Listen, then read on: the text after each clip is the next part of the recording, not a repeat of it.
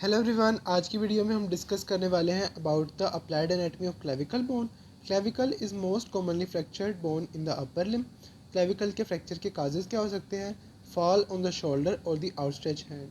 Fall on the shoulder का क्या मतलब है कि अगर जो पेशेंट है वो अपने कंधे के बल गिर गया है तो इसकी वजह से उसके क्लेविकल बोन के फ्रैक्चर होने के चांसेस हैं। या फिर आउटस्ट्रेच हैंड पर अगर पेशेंट गिर गया है, हाथ के बल गिर गया है, तो उसकी वजह से भी क्लेविकल बोन पर फ्रैक्चर आ सकता है। इसकी रीज़न क्या है कि clavicle is that bone which transmits the weight of the upper limb to the thorax.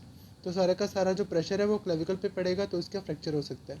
उसके बाद दूसरा काज क्लेविकल के फ्रैक्चर का है डायरेक्ट वायलेंस। डायरेक्ट वायलेंस का ये मतलब है कि अगर क्लेविकल पर ऊपर से ब्लो किया जाए तो क्लेविकल वहाँ पर भी फ्रैक्चर हो सकती है। और तीसरा काज है during delivery of the neonates having broad shoulders. अगर किसी बच्चे के ज़्यादा ब्रॉड शोल्डर हैं एंड ड्यूरिंग डिलीवरी उसके क्लेविकल के डैमेज के चांसेस बढ़ जाएंगे, यानी क्लेविकल फ्रैक्चर हो जाएगी। क्लेविकल के फ्रैक्चर का पॉइंट कहाँ पर है, यानी क्लेविकल मोस्ट कॉमन कहाँ पर फ्रैक्चर होती है? That is the curvature of the clavicle between the medial two third and lateral one third. Medial two third और लेटरल वन थर्ड के दरमियान जो पॉइंट है that is the most common site of the fracture of the clavicle, जो मैंने इस diagram में show भी किया है। This is one is the medial two third and this one is the lateral one third. और इन दोनों के दरमियान जो ये मैंने शो किया है that is the most common site of the fracture of the clavicle.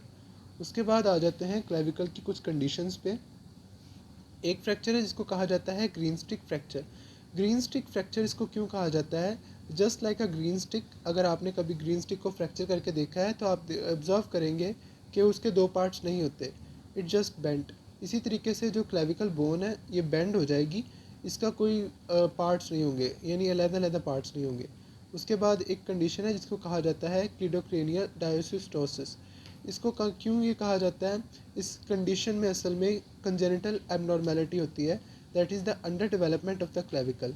Clavicle का मैंने शुरू में जो फंक्शन बताया था that transmits the weight of the upper limb to the thorax. Trunk पर ये जो है वो वेट को ट्रांसमिट कर देती है। तो इस कंडीशन में क्लेविकल जो है वो एबनॉर्मल डेवलपमेंट है उसकी, तो उसकी वजह से जो वेट है वो ट्रांसफ़र नहीं होता। तो क्या कहा होता है इसमें, जो अपर लिम्ब है दे hang on the medial side of the body. तो इस कंडीशन को कहा जाता है क्रीडोक्रेनियल डायसिस्टोसिस। उसके बाद कॉम्प्लिकेशंस देख लेते हैं क्लेविकल की इंजरी की क्या होंगी। क्लेविकल की इंजरी की सबसे पहले जो कॉम्प्लिकेशन है that is the lower trunk of the brachial plexus की इंजरी। डैमेज हो जाएगा lower trunk of the brachial plexus. Brachial plexus का जो लोअर ट्रंक है that is in direct contact to the clavicle bone. तो इसके damage की वजह से टिंगलिंग या बर्निंग सेंसेशंस आएंगी इन दी अपर लिप। उसके बाद एक और जो कॉम्प्लिकेशन है that is the haemorrhage from the subclavian when.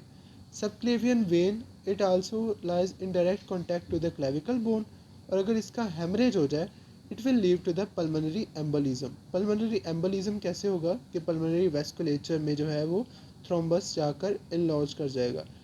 Thrombus का मतलब क्या है? Thrombus is basically N abnormal form of the blood clot, और जब ये डिसलॉज हो जाता है अपनी पोजीशन से तो अब इसको कहा जाता है एम्बोलस।